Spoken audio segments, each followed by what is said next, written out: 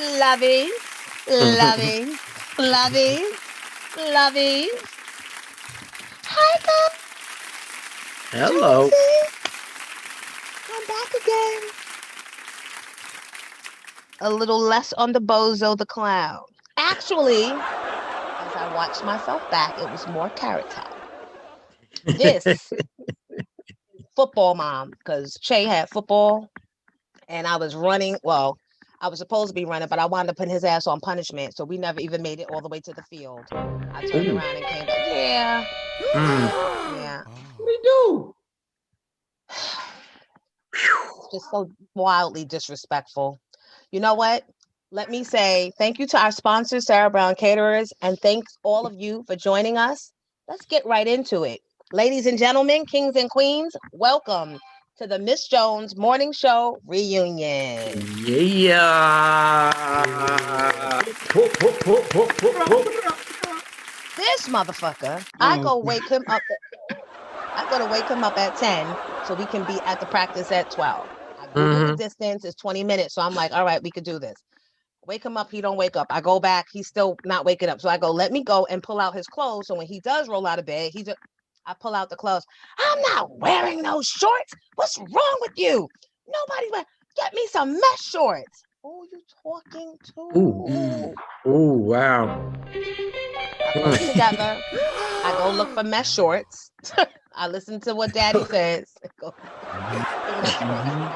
This nigga still, he's on his phone, slowing around. Now the clock is ticking. Now it's like 11:15. And I'm like, we got to be out of this door. I didn't even feel his thermos yet or nothing. Now, this is his first football since 2 years ago, because last year it was COVID. So I'm pulling out cleats, dusting them off. He gonna come downstairs shirtless in Miami, shirtless in Seattle, and slowly, and I'm like, hurry up, what's wrong with you? He gonna look me in the eye, reach for a piece of gum and go, I'm trying to figure out what's wrong with you. Oh. What? And wait, how old is he again? How old is he? And he's still alive? Right. I had to leave the house. Because I'm the one with the open case. But wait, shouldn't you ask, hey, let's talk about it? Ain't that what we're supposed to do as parents? No. Oh, disrespectful. So I said, I'm calling Uncle Envy. So no, at that point, so he did that. And then I said, I'm going to tell you one last time, hurry up because I have to tape my show at 3. Do you know what he said? IG Live ain't no show, Mom. Wow. Now that is disrespectful. Point taken. Right, but I wasn't doing IG Live anyway. You know for your information, Jay. Right. I was doing my real show. So at this point, I blacked out and I'm windmilling and he's like this. So after I finished and I was putting real blows, he goes like this. Dag, was it really that serious? You still talking shit. Well, at least we know that's really your son. At least we know that is really your son. Word. So that was it. That was it. And then I got my car and I left. And he starts calling back to back to back to back to back to back to back to back. Then I had to block my house number. Wait, what? Yes, she blocked it in there. And then I called Jay. And then she gonna call me and say, hey, tell me if I'm wrong. And you're like, oh God, tell me the story. So she told her, I said, Jones, yes, that's your son. We should be blocking numbers and leave the house. Don't call Jay. Call me. No, legit. Hey, no, as parents though, we should listen and have that dialogue at times. No, you don't listen nothing. He wake up talking about wearing my shorts. Nigga, you go get your mesh shorts your fucking self. How about you go Facts. Thank you. Oh, what's wrong with you? What's wrong with you? Right. You can't breathe. You can't breathe. Speak on it. You can't breathe? You can't what? Logan's down there for a week too. You know, he tried that with his mother this morning too. That's why I'm laughing. You know, I come in the room and I see Logan like this, and then you know what I did? I turned around and I went back. All I know is he's down there for a week. I don't want nothing to do with it. Look. Wow. That's between y'all, right? Name is Bennett. Dad, you know mom be playing. I don't know nothing. You got nothing to do with it. And it's hard because then I have to be the nurturer and the disciplinarian. And then last night, Jalen tells me how sometimes when I curse him out, it hurts his feelings. Oh, he says sometimes when you curse him out, it hurts his feelings. So how many times do you curse him out? It's like, no, it's supposed to. Right, but I had to tell him. I said, you know that for the most part, I only curse you out when I have to ask you stuff over and over and over and over, and y'all play me to the left and ignore me, and a day or two goes by, and then you come ask me for something, and then I go, motherfucker, get the fuck out of my face. You ain't getting shit because. See, that's the bad part about you, Jones, is like there's no two. You can't play good cop, bad cop. See, like I'm usually I scream, I yell, and then they go back and tell me, and then at night, yeah, be like, well, you know, he said this, that, yeah. But I mean, there is no good cop and bad cop. That's the effed up thing. You got to be both. Right, and even though, like Jalen's father, like when he comes up in the summer, he'll take both of them, and I'd be having, it's different when the father's not living in the house or even the step parent, if y'all whatever the parenting thing is, because then you have to revisit the whole thing and you're only telling really from your perspective, which ain't necessarily the child's view. Right. But if I have to do all that recanting, I'm exhausted by that time. So I tip my hat to single parent. No, I really do. Tip my hat to single parents, dads, moms, dads. It's not a game, and I don't have the answer, and my patience is running thin, and I really like being on IG Live. So I'm gonna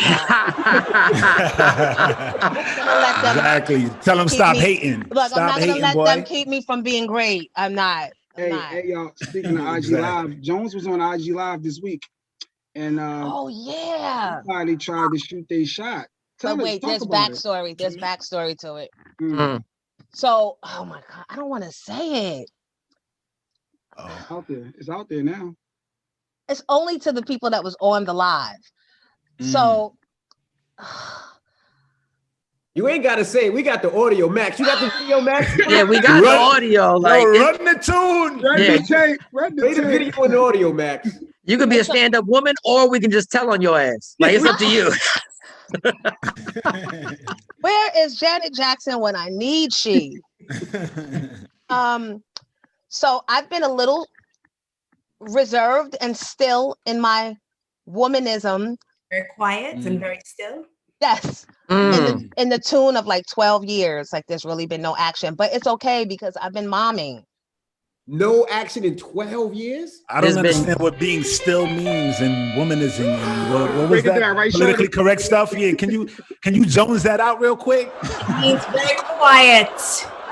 Things been quiet. Very absent. No attendees. Well, you saying for 12 years your vagina's been dormant? No eggplant emojis. No eggplant emojis. Is what we talking about? Yeah, and you know why?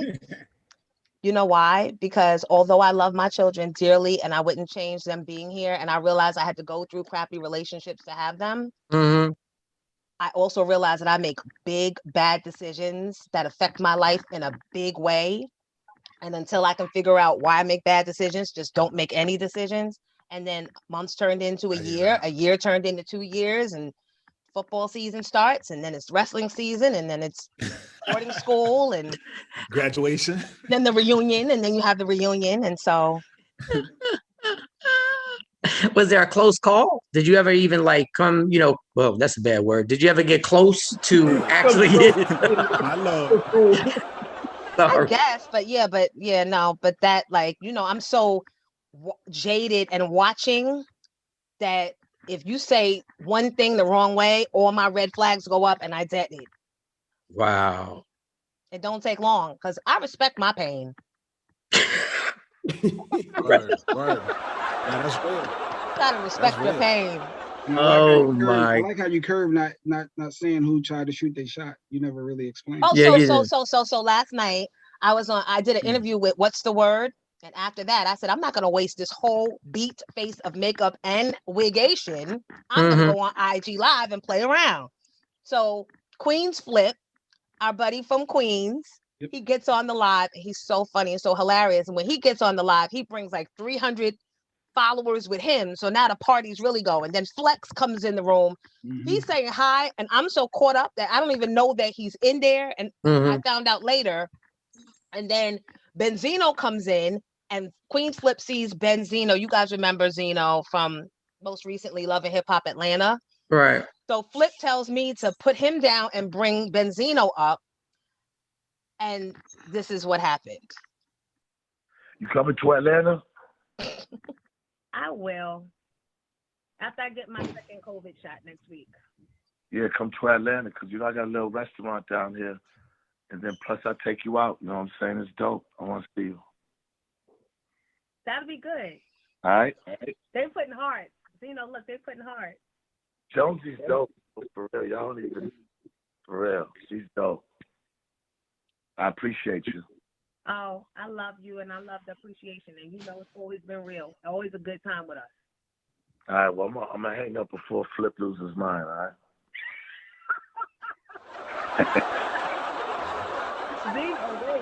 Wait. He came on here last night. I don't even know. I'm gushing. Turn it off. No. Stop it. If y'all want to see the full thing, go to my I am the official Miss Jones page, because I can't listen. I'm cringy. Ew. I'm kind of flirty though. I'm not gonna lie. Kind of flirty though. It was kind of flirty. Still got it. Yeah. Yeah, right. Whatever guy says, I got a restaurant. What? You gonna go from 0 to 1,000. You go from no D to Benzino. That's what we're gonna do. Look, yeah. And I know what it's like to go from a 0 to a 1,000. So at least we starting with somebody that got something. Oh my Lord. I'm afraid. It sounded like you about to break fast for real. You know what I'm saying? No, not with Benzino. I'll be on the next season of Love and Hip Hop.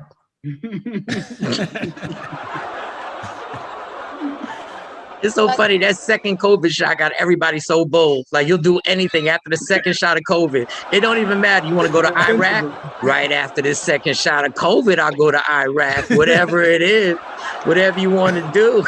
You want to go to Compton? Right after this second shot of COVID, I'll go to ready for the world. You're ready for anything. The people that came on the IG Live, they were making suggestions of other coochie conquestors for me. And on the list, they had Mano. Okay. They had I told them to reserve like 4 spots for like real certified businessmen that I haven't met yet. Denzel's son David. Wow, you shooting for the stars. Let's go. I'm mad at you. Yo. This is Wapation that's been in hibernation. It's only deserving of royalty. Who else was on the list? This tightness right here. Oh God, enough with that. Yeah, special to us. Who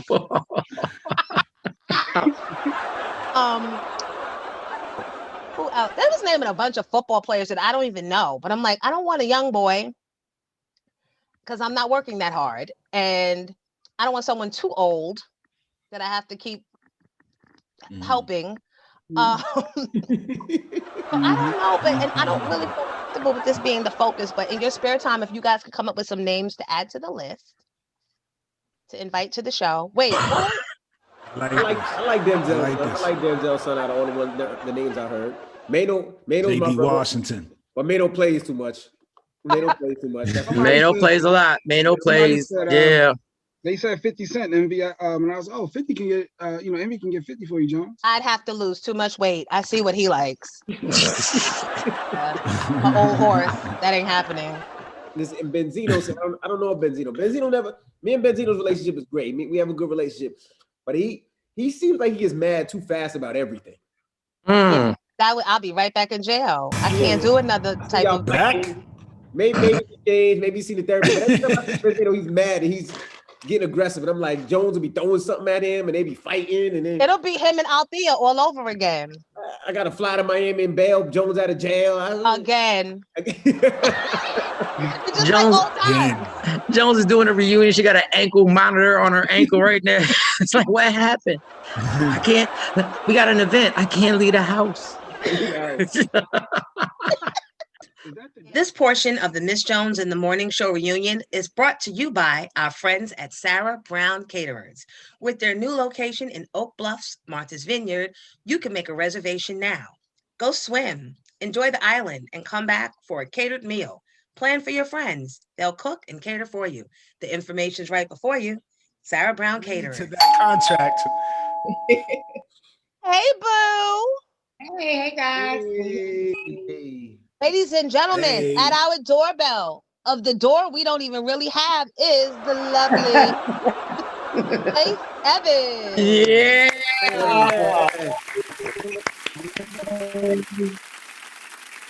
Hey, Jonesy. Thank you for having me, boo. Thank you for coming. I'm so happy to see you. How's Can y'all everything? hear me? Okay. I am doing so well. This is like the last of my free days, like until my son comes back home tomorrow, and my husband's been gone visiting the little ones. So I've been like it's just been productive and quiet. I'm cleaning, I'm doing all these appointments and house repairs and stuff with no interruptions. So it's been fun. It's amazing how the simple things now in our lives count. No distractions, so we can clean. Well, just a little break, a little break. And when you saying house repairs are getting done, that means checks are coming in. So I just want to clap it up for checks coming in. When you got them house repairs popping, I got some stuff I need to fix, but no checks are in here right now. So yeah. Well, yeah. Even if they're from the home insurance policy, yeah, they're coming in. I mean, as far as house repairs, Offers that Versuz. You ever thought about doing Versuz? They approach you?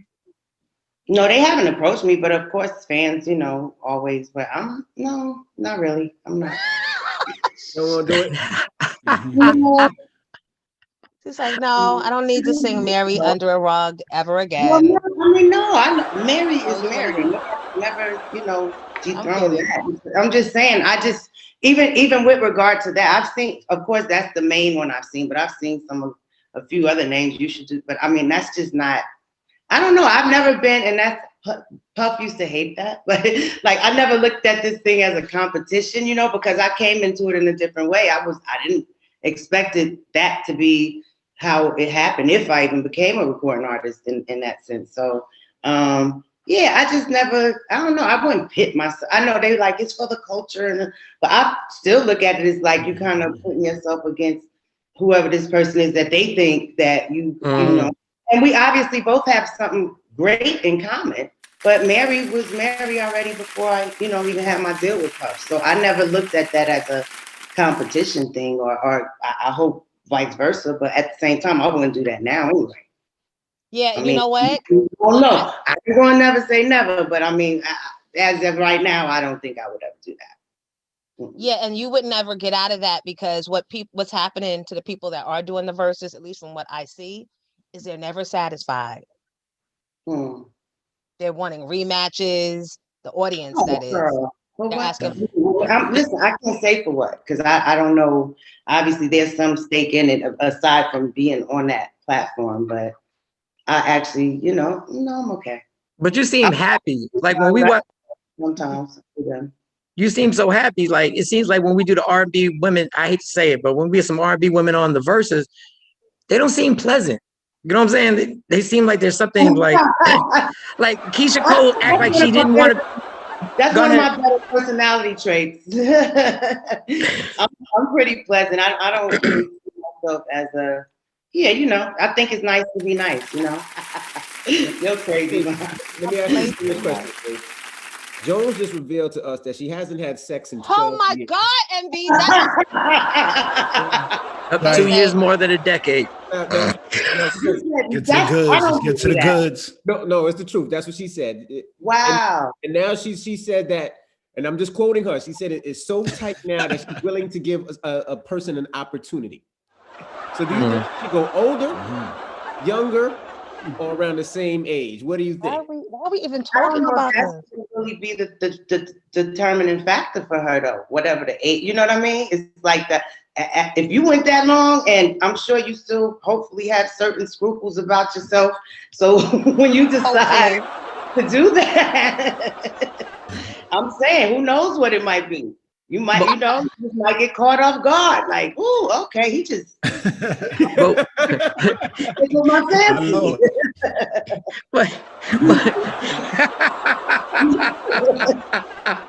Oh God. And you know who reached out for her that's really tried to holler, right? And I just want your opinion. Who's this? You know this person.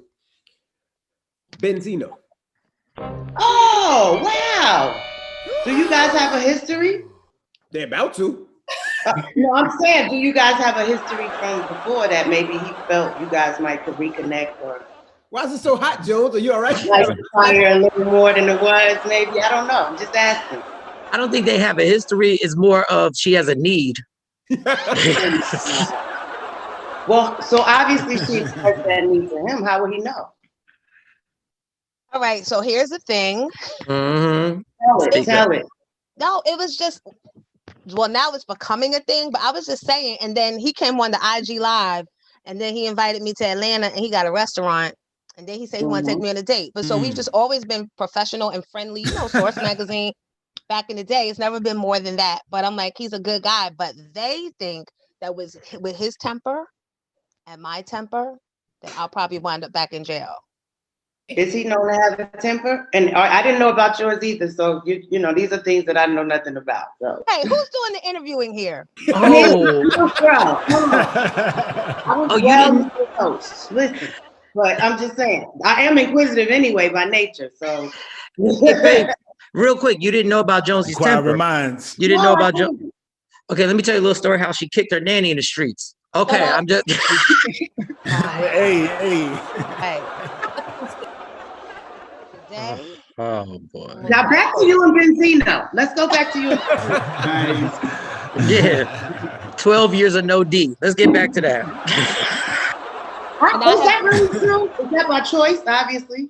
Yeah, because I told them, I said, I feel like as much as I love my children and I know that I could not have had them without being with the people that I was with, I made really big mistakes in my choices of men and I don't make good decisions. So stop deciding and just pause and take some time to figure out your part in it and why you're making deciding on these type of men to be in your life, because they come in and they tear it down.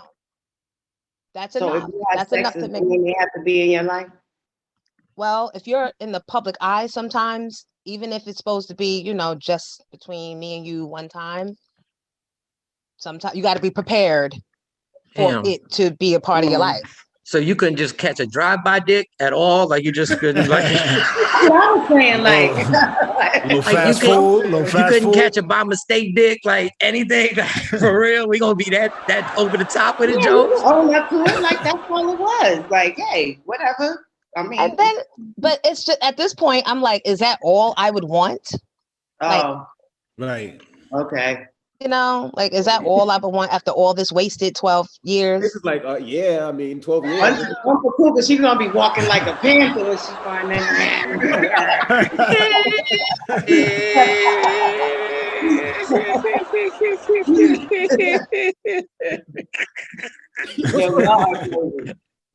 Y'all made me feel awkward. I'm not saying nothing else. Go ahead, finish this interview with me. I think you should go on the date. I like Benzino. He's cool. I mean, I don't, you know, I've never been around him in an aspect with him and a woman or anything like that, but he seems like a really cool guy. He's always been good. I've known him with him at RSO back in the day, so we've just kind of always had a cool rapport since then. I just don't want Jonesy to deal with one of these young rappers. That's what I'm trying to say, because I don't need Jonesy to get turned out and be on TikTok doing shit. Why like, I'm black. Why they gotta be a rapper? Well, that's her list. You don't understand. I'm trying to veer her away. Oh, I didn't even know she had one. Yeah. Then she got a list. No, I don't. It's the people. Bust down the list. Oh my God. And Faith, the list, and no disrespect to all the dudes, are super cool on there. But they're dangerous. Like it ain't like nobody like me on there where I ain't gonna hurt nobody. But there's danger on her goddamn list. First of all, I know better than that. I think that's just, she might be just, playing mind games with her, like reverse psychology on herself real quick. These are the people on her list. It's not my list. It's the list that the people on my IG live one night. Oh, this is the origin of the list. Okay, got it. Busta Rhymes, 50 Cent. No, I didn't say 50. They said 50. They said Busta will always be a standby. They said Mano. I didn't say none of those things. You ain't say no. You ain't say stop. You ain't say stop putting these people on my list. No, you said keep them coming. Go ahead, Envy. Can you continue with the list? I think we had Mano, Benzino. Like, okay. There was Denzel Washington's son. Yes. He's cute. I say he's the best one because he ain't a rapper. He ain't violent. He ain't gonna put you in a song later on. I like him. I think that's we don't even know him. Right? Right. No, but he's a good guy. He's a good guy. He's a good guy. I like that. That's my dude. That's my dude. I like that guy. That's it? I can line it up. No, there's a couple football players, but she don't know none of their names, so we have to X those out. There was a blogger named Queens from Queens, and that's what we got. Oh, Queens Flip isn't on there. Oh, you didn't put Queens Flip on there. He's just, listen, he started all this mess. There was this church-going guy who worked for FedEx, but she didn't want him. She said no. He might be the one though. He's probably the one. The listeners put them on the list, and the only ones that I approve everybody because it's been a long time, but I don't really know any of them really. 50 is not an option. Benzino though. I told him I would go, but I gotta get That's good. I gotta get think you should. COVID shot first. I gotta get the other half of this COVID shot before I go on anybody's airplane. That is funny. I'm telling you, that second COVID shot got everybody cocky. You'll be like, yo, we ain't even got to wear a condom because I just hit my second COVID shot. No, it's just that doesn't protect you from everything. How did you and Stevie J become a couple? Like, because you've seen each other for years. And what was that one thing that be like, I think I like this dude? Or, what was that thing where y'all in the studio, where y'all recording songs? Thank God for Envy, because I wasn't going to ask. No. You can ask that. We both told this story, even though he swears that back in the day I liked him, but I'm like, I was married, but he obviously had a crush on me before we ever met. I met Stevie way before he was with the Hitman. I have a friend, Rufus Black. We used to call him Peekaboo. And the producer, Chad Elliott, used to have a house up in Spring Valley. So I used to go pick up Peekaboo from Chad when I first got my deal. So but Peekaboo was my friend from when I was in the booth pregnant singing with I'll Be Sure when China's dad was working with him. So we met way before I had a deal as well, but we stayed friends. So one day I picked him up and he said, yo, somebody want to meet you. I'll never do this. So it happened to be Missy and Stevie J, who was begging him to introduce him to me because they were like, Faith Evans, I only had probably a single out, but I was like, okay. He was like, yes, they want to meet you. So that's where I met Stevie and Missy. In that sense, the first time he actually flirted with me was when I was working on the King and I album that I couldn't love, to be honest. And then he actually pulled me in his booth and started kissing me.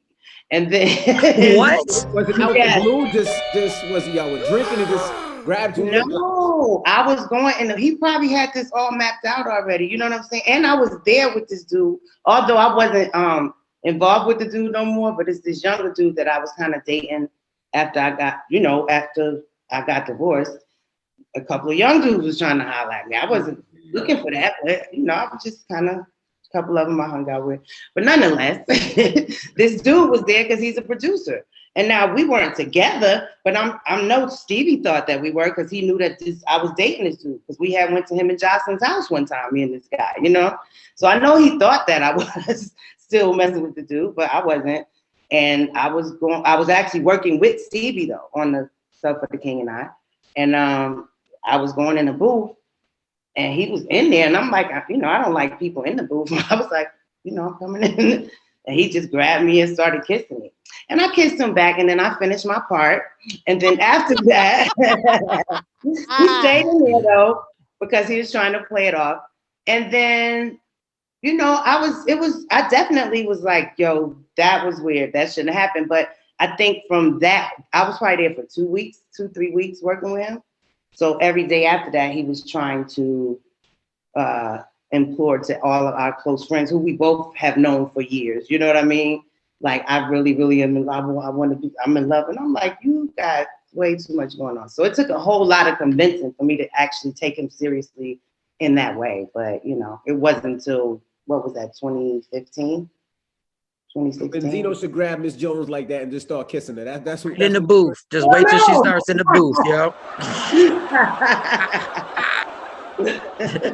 So wait. So after that, even though you said it shouldn't have happened, what was the next interaction? I'm curious now. Okay, before I left, before the 3rd week was over, you know, I mapped out my plan. Because, you know, we had been talking but although I wasn't sure, I thought he wasn't, you know, in a relationship, but I also knew that he had so many things, even if he wasn't in them, it was not far behind. You know what I mean? That just wasn't the life I was living. This is my first time living as an adult when I was divorced. I was married all my adult life. So from 2012 to that, you know, to when we married in 2018, that was my first time really, like, you know, dating and going on a trip with a dude that, you know what I'm saying? So I wasn't looking for that necessarily, but I did entertain. We dated for a minute, but once I started seeing that I was like, oh no, because I'm like, you already know me. Like, you know, I'm not even trying to go be with all this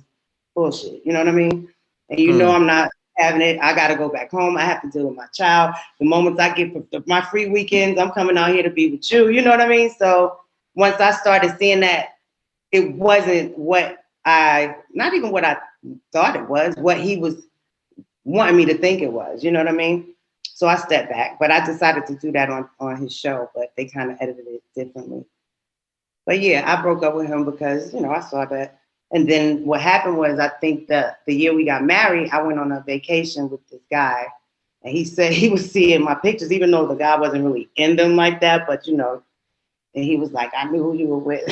And so we got married. I was in Minneapolis meeting with the Target people, and he had like a club appearance up there, and I saw it, and I hit him up, and he came back to LA with me. And then like maybe a week or two after that, we went to Vegas and got married. Wow. Damn. I just got to ask one question. Why are you looking at me like that? No, this is no disrespect, right? I love y'all together. But how did you get past Love and Hip Hop? Because Love and Hip Hop made me hate Stevie J, right? And it made all the facial reactions and what they portrayed him to be. I just hated that because you know Stevie J is the producer, you know he's a nice guy, but Love and Hip Hop just made me hate him. How did you see past that? Well, let me say this. Well, I knew him before that, number one.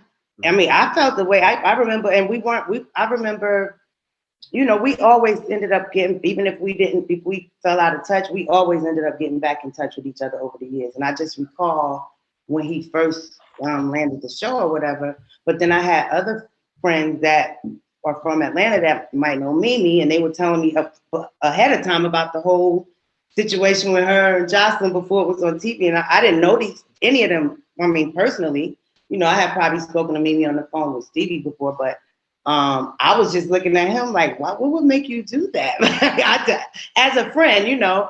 But and a lot of that is really him, though. I ain't gonna lie. Not him right here, you know, with me, but I'm just saying a lot of that was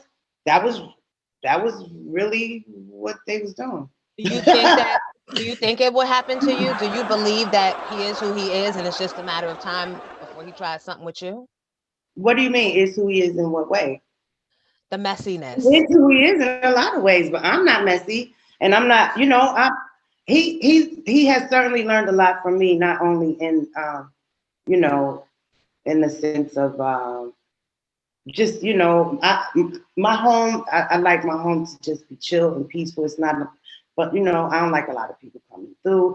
You know, maybe every once in a while, but I don't even really entertain as much as I did since Ryder's grown up. You know, this is kind of more so his space in that sense, to be quite honest.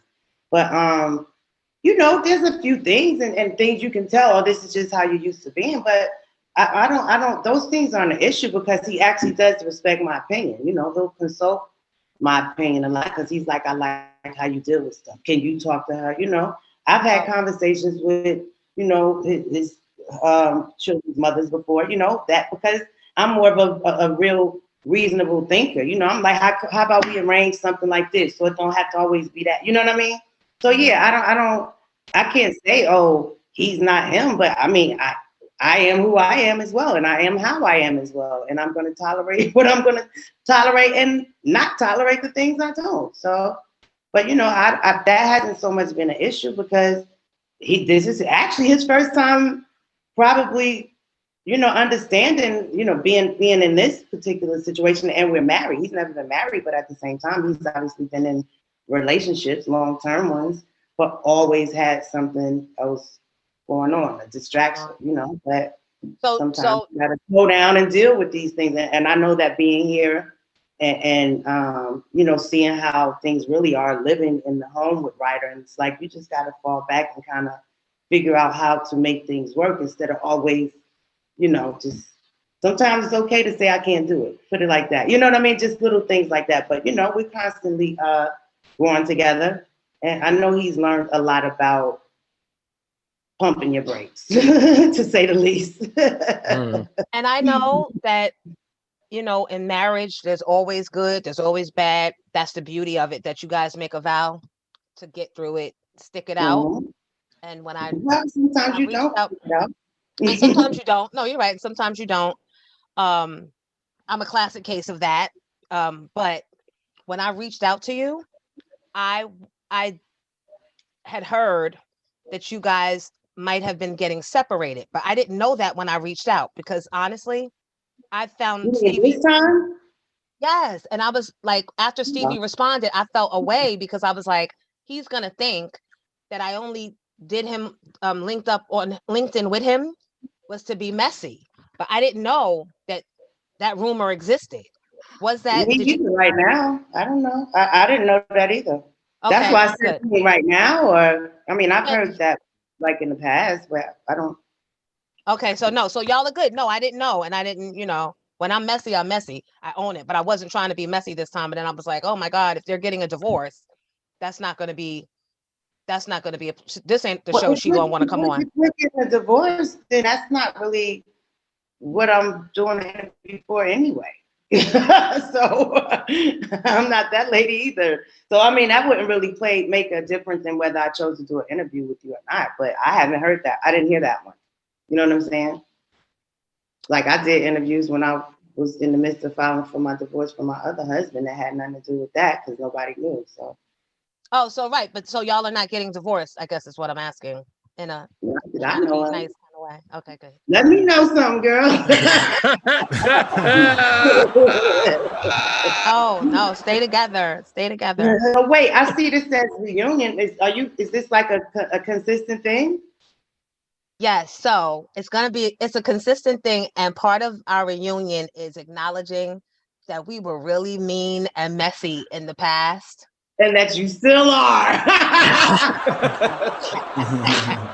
I was good today. I was really good. You know what? In true Jonesy form, just a little girl question, a little powder room question. Who's better in bed, Stevie or Tupac? But then that's messy. That's messy, and I don't want to be messy. I don't know how Tupac is in bed, but my husband is awesome. Yay! I mean, many people have reported that. That was messy. So now I have to apologize. This is still are. Yes, right. This is the apology tour. Benzino going to get you. Oh my God. Yeah, that's what we worried about. You up in the headlock, girl. Yeah. when you're in the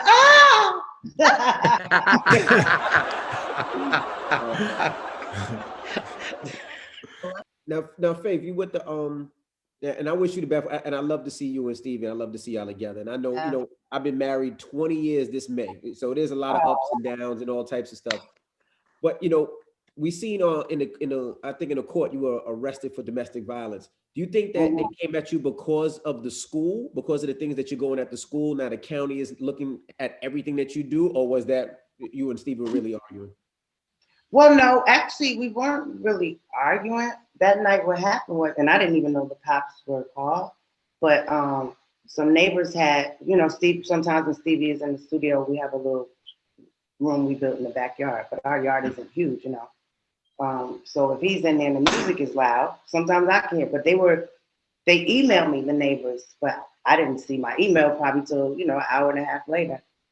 And so when I went down to tell him, probably the second time, because I noticed they still, and he kind of was, I don't know what he was into, but he just kind of like gave me a little vibe, to be quite honest. And he said something disrespectful, and I just went for the bow, And I didn't know at the time. No, really, I didn't know that the neighbors called the cops. I didn't know that. But by the time they were coming around the backyard, because they were trying to obviously knock on the front door, and they didn't get an answer, and they kind of solved the 30 seconds after that. You know what I mean? So. But it wasn't to that extent. It was just that they saw I had just hit him. So because the officer told me like, well, if we didn't see anything, we would leave, but they claimed that they saw a little scar on his eye and they had to take me, whatever. I don't know. Goodness gracious. That's the brick city. That was the New Jersey in you right there. That was the brick city. Came out real quick. So it was just a real quick moment of what I just woke up out my sleep. I'm telling you what, like, hold up. You don't gotta get like that with me, B. You know what I'm saying? But if you don't know, now you know. Faith Evans, ladies and gentlemen. Yeah. So, Miss Jones, can I tune in and hear more about the updates on this whole list? Like, you know what I mean? Is this Coochie Gate? I'm curious. World wants to know. The world wants to know. Coochie Gate. Coochie Is that what Gate. you're calling it? Well, Envy just named it Coochie Gate. We might as well go with it. Do you have any suggestions that you could add to the list? Maybe not now, but you can email them to me. I don't know what your criteria is, though. The bar is not that high. That's still not right. No, I'm kidding. The bar is extra high. Honestly, the bar is extra high. The bar is extra high. It's extra high because if I aim real high and even fall short, I'm still high, But here's the thing: if it's on if you're like looking, and that's the whole perception this person has, wouldn't that kind of change the dynamic of, the whole genuineness of it all? And I'm good. I'm good. You say that now. You'll be blasting them on the air. You say that now. No, you know why? Because I have children now, there's more involved. So I think before I respond, because there could be a lot of blastation now, but I'm not doing that because it's just more at stake. And if I'm trying to teach my kids how to be kings, I got to lead by example and be queenish. You know what I mean? There you go. There you go, Jones. That apology to it. There you go. There you go. I like that. But I'm saying, you about to know that you're asking people to tell you who should be your first contestant for Coochie Gate.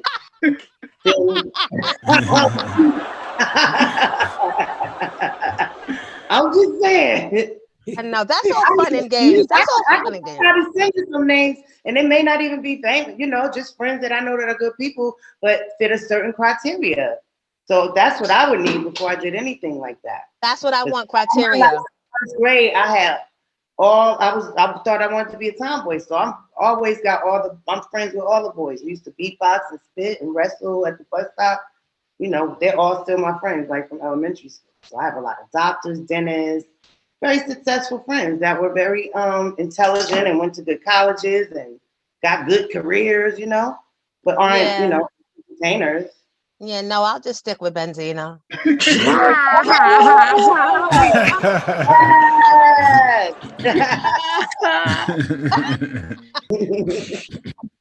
So y'all are fun and funny. I'm so glad you have me on here, girl. I'm so glad that Stevie's the one that told you to answer the email. He did. Well, no, I saw your email, but I then pulled it up. I had started replying, and it was in my drafts. So when he hit me, that's when I'm like, let me get back to her, because I did see it and started responding to her. So I mean, you know, I usually respond to you right away. I was shocked that I'm like, wait a minute, I thought I just hit her back. But yeah, no, and I'm so glad that you came on the show. I still do want to do an evening with the Jordans where y'all are just singing and playing the piano. Like, I think that would be so awesome. Well, we do that a lot, and then every once in a while, someone like DeBarge has come through. One time, he needed to use our piano to do a little Zoom thing. Lazy Bone needed to use the studio, like, and then he'll go, and I'm like, people are like, what is this? Y'all always finding some damn body, like, you know, everybody. You see how coy she is? She's like, oh, the DeBarges just stopped by. They need to borrow. L is like DeBarge. He and I, it's funny because when I was 12 years old, or whenever the album came out, however old I was, you know, I grew up in a house and they so-called couldn't listen to, you know, secular music, whatever. But I had these cousins that lived in Roselle, and we would go to their house on the weekends, and I remember they had hot dogs with cheddar cheese and coleslaw and mustard. Y'all ever tried that? It's so good, even though I don't eat hot dogs, but that's a good combination.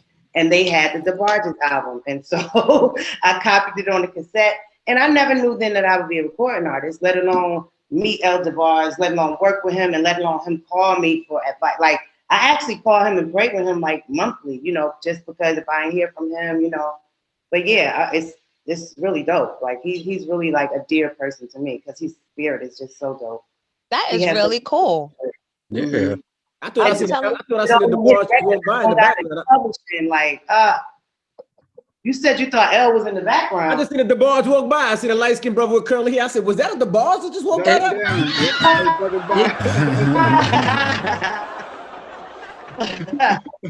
Envy's stupid. He plays too much.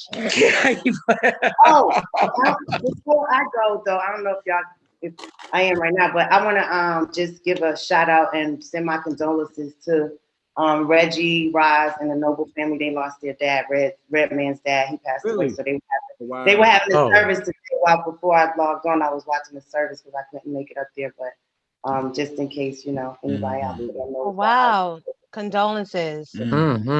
And Prince Marky D, can we give a moment of silence or acknowledgement for Prince Marky D? Wow. You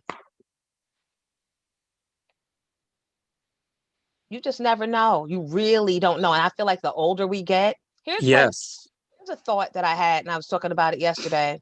I said, what disturbs me is that with Black music, when Black artists, you know, you hope to get older, but when Black artists get older and maybe they step back or they come across hard times and they don't necessarily come out with records anymore, or they're not doing the music thing anymore, the Black audience is just so quick to discard us and kick us to the dirt and say that we fell off and the white audiences, they do the exact opposite. They embrace their older artists. They start buying their music more and looking at it as like valuable antique-ish stuff. And how do we start that? How do we change the thinking? Because it's got to stop. We don't stop living just because we stop making music, and we should be able to go and get a regular job and transition without being looked at as, oh, they fell off, oh, that nigga's a bum. What do we have to do to make that change? I don't think it's a I mean, you know, that would start with a bunch of yous and me's and people that feel that way. But at the same time, I look at that like kind of when a president that's good or that seems like they're going to be great or means well for the betterment of everybody comes in, but they got so much work to undo. That's not really going to be an instantaneous thing, you know? And there's no place for us to land or transition. Look at it too, because I've never, I mean, and I'm not, you know, there's plenty of people that fall under that umbrella of what you're speaking about as far as artists and their contribution not really being, whether it's recognized or them looked at whatever way. But I've personally never measured my success by way of any of that stuff, even when I was actively recording and, you know, out there on the road and stuff, you know. I always made it a choice to change whatever dynamic it was in my career, whether it was leaving the label, whether it was going independent, whether it was I'm not recording right now, I'm going to entertain this person that's been chasing me to do a book, because I was always kind of more, I always had children. China was around always. So as I started, you know, having a bigger family and more kids, I just really you know, like that's not my focus. I could have been a touring artist and probably would have made millions and millions of more money, but I just didn't want to be away from home like that. It was very few and far between that I did a tour that was longer than me being gone for, 2 weeks, maybe 4. That was the choice that you were able to make in that space. But yes. It only came to mind because we were talking about DeBarge, and immediately in my head, I started thinking how people always try and clown him or tried to clown him or may try to clown him simply because he's not doing what he was. And my thought is always, niggas don't have to always be on stage for y'all. Stop looking for what they're doing for you now and appreciate what they've done and give yourself a break. Here's the other thing, maybe, and don't get me wrong, this is not to speak on L's personal situation, but it's been, documented that he's had his issues with addiction and stuff. But this is something that I know, and a lot of people, unless you're into that stuff or read or into writing and publishing, all of these great records that every time they come on at the cookout or whenever that we love by DeBarge, he wrote and arranged 90% of that. Him and Bunny wrote a lot, but that's him. Yep. And guess what? He happened to be in a bad situation where he didn't get none of the publishing. Yep, I know. He might have got one little right. I mean, we recently talked and he told me something about he was getting it back. I don't know the extent of or the details of that, but I know for plenty of years, you're talking about 30, 40 years, however long it's been, like not really reaping the financial benefits in the sense of the thing that's really gonna be your lifeline. Publishing can be a lifeline, you know what I mean? Yeah. Like if you wrote some records and that can be really, you can live off of that, whether you go on tour or not, So yeah, I mean, and I'm sure we know that now. But that's something to take into account too, with his, ups and downs and stuff. So I just love him because he's such a sweetheart. Every time I've met him, he made me feel like I was who I looked at him as. You feel me? From the first time I met him. So I'm like, are you kidding me, DeBarge? I used to eat hot dogs with coleslaw and mustard. I just sit there, and he taught me a lot about arranging and stuff. I just didn't realize it then. But I listened to them and the Clark sisters probably more than anything at that certain time in my life, and tried to, and once I realized I was a songwriter, those things just kind of subliminally, showed themselves. I was like, wait a minute, this is totally like something he would do. But I didn't know I would meet him and be friends with him and praying with him every month, Yeah. So yeah, he has a special place in my heart. And you clearly have one in his. So I know that you will, but keep honoring him, because that shit goes a long way. And we just never know when you never know what people are going through, whether they look all shiny and glossed up and at the Grammys receiving, or in Stop and Shop picking up groceries for the kids and haven't been on the scene in a while. Just remember what they did for you and not necessarily what they can do for you right now. It goes a long way. Real talk. Real talk. All right, my dear. I'm going to be circling back for that evening with the Jordans. I want you to do that for my Jack and Jill chapter. That's going to be fire. Okay. You round like a donut. Then Stevie, I love. I thought he would be in the background lurking. He's probably trying to call me, even though I told him I'm going to be doing this. Like, sir, you know what I'm doing. All good. Thank you, sis. Thank you guys for having me. Good to see you. Thanks for coming, babe. Right. Yeah. Thank you for the stories. Thank you for the stories. It was something I wanted to ask, but I felt like she probably been shut the fuck up. What in the world? Right. No, but it felt like she probably been asking a ton. But Jones, I can ask you because you were there, in keeping with the theme of giving you your flowers. Back at the '95 Source Awards, at the height of that East Coast West Coast beef, when Suge made that infamous speech, a lot of people don't realize that Jonesy was the one that actually presented him with that award. And I wanted to know about that. Matter of fact, I have the clip. Max, play that clip for the Source Awards for me. Hey, West Coast. Dougie Fresh Get Fresh crew, where the party at? Was chasing a man. Yo, what's up? Flavor. Flavor. What's up, man? All right. Word to burger. What's up, New York?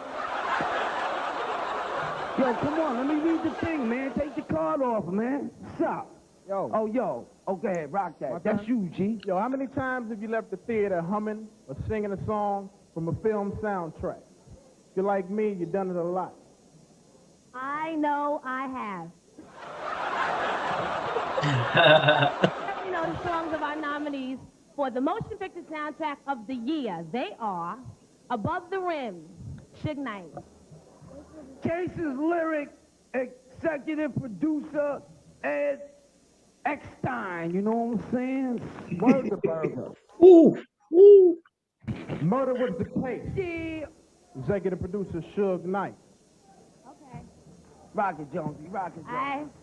Poetic Justice, executive producer Don Singleton. Hey. Alright. Hey, yo, check this out. Let me tell y'all who the winner is. And the winner is Above the Backboards and the Rims. You know what I'm saying? Word the burger, Above the Rim. Now here I go. Yo, what's up, baby? Walking my long ass over to Suge, only for him to start the East Coast, West Coast war. If I had never given him that award, I might not have had. You want credit for that too? You was the first one to start. You was the first one. Like they didn't get you. I gave it to him. Look, there it goes. God. Second of all, I'd like to thank my whole entire Defo family on both sides. You know what I'm saying? I'd like to tell Tupac to keep his guards up. We ride with him. Just laugh. And one other thing I'd like to say, any artist out there want to be an artist and want to stay a star, and don't want to have to worry about the executive producer trying to be all in the videos, all on the record, then come to Death Row. It is.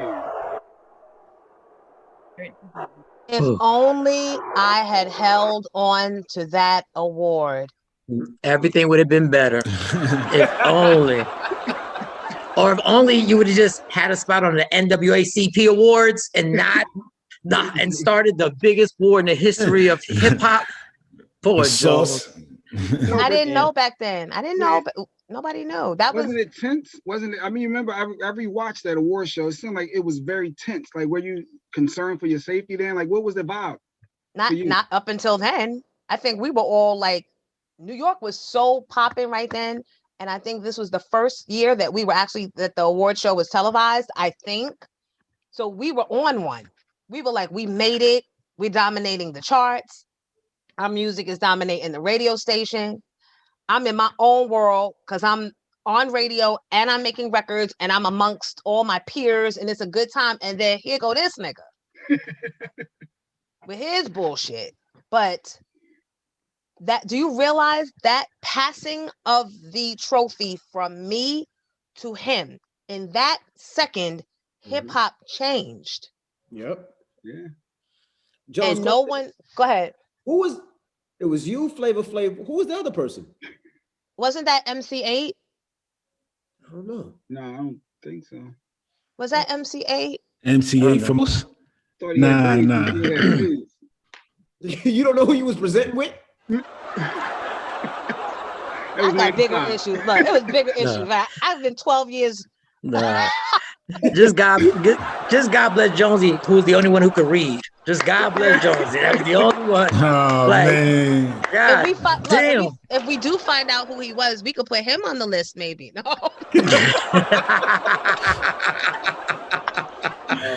Be like, remember when we changed the world? We changed everything. Wow, yeah, that was a good time. See, that was Source magazine pre-Benzino, I think. I think it was pre-Benzino. Yep. But to the point, it was that 1 second, one fucking second that changed. So do you mean to tell me that had the group of nominators not made Suge Knight the winner, that he would not have had the platform, because it was really him saying it on that big of a platform so disrespectfully in New York at the Garden or wherever, I think it was the Garden. All of those things combined is what made it explosive and wildly disrespectful. had he not won, would Biggie still be alive? That's crazy. That is crazy. Because, then Diddy had to respond when he got up there and he had to say what he had to say. And because it was wildly disrespectful. Because, so if we can learn something from this, I don't know that we can. People, y'all got to learn to take a breath and take a step back and not just react and respond and, do the most. But, we all was young. We was kids. Right. Yeah, man. Wow. Everybody was kids and everybody was so into the drama. Like, we wanted to hear more drama. Like, it was almost like we fed off of that, but none of us knew. Because we never knew that it could be real. Like, we only saw drama on TV. It had never gotten there before. Yeah, people beefed. Hip hop began with diss records. That's part of our culture. Really, Envy. Am I wrong in saying that? Yeah. No, that's how it was. Everything was diss records. I just feel like that was brewing. Those two people hated each other. And once one person dies, you can't stop it, because a death revenges a death, which revenges a death. I mean, it just never stops. Right. So this portion of the Miss Jones in the Morning Show reunion is brought to you by our friends at Sarah Brown Caterers. With their new location in Oak Bluffs, Martha's Vineyard, you can make a reservation now. Go swim, enjoy the island, and come back for a catered meal. Plan for your friends. They'll cook and cater for you. The information's right before you. Sarah Brown Caterers. Well, kings and queens, that does it for us. This was a long show. I guess we might have to break this up into parts, thanks to our lovely guest, Faith Evans. Yeah. Once again, guys, you can reach out to us to the show. Please, first of all, like the page on Facebook, the Miss Jones Morning Show Reunion. We need the likes. We need your friends to come get five or more friends to like us, and subscribe to our page. It's doing really well, but not good enough. And I'm gonna have to start charging y'all motherfuckers if y'all don't subscribe on your own.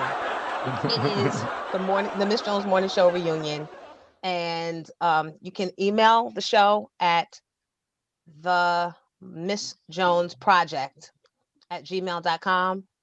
And lately you can catch me on IG Live at random times of the night, taking off makeup, lashes, and ponytails, apparently.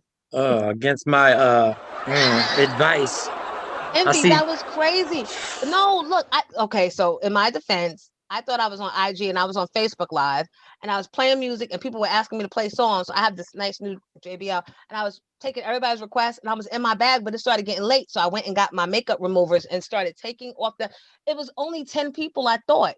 I'm taking off the makeup, I'm taking off the lashes, and then I got really bold and took off the pony, and my hair was sitting straight up, and I was like, look, I'm a unicorn. I'm a beautiful little unicorn. And then I didn't know that when Facebook Live kicks you off, they automatically post the video. I thought I had to go in and post it myself. So the next morning, Jay Black is blowing up my phone talking about, why are you doing 9 videos? This is not how we make a comeback.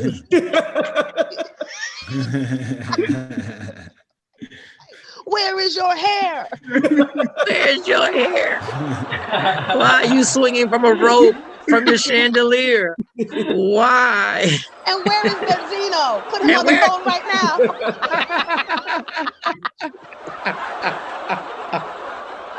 Oh man, listen. Thank you guys. So thank you for joining us, tuning into us, supporting us, and thank you to our sponsor once again, Sarah Brown Caterers. Yeah. Envy, do you have anything? Anybody, do y'all have anything to promote and tell the listeners about?